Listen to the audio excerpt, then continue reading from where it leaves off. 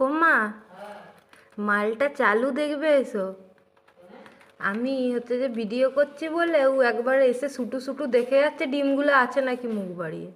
বাবারে সকালবেলায় দেখুনি ওদের দুজনের ওকে ঢুকতে দিবেনি ওই বেড়াশোনাটাকে।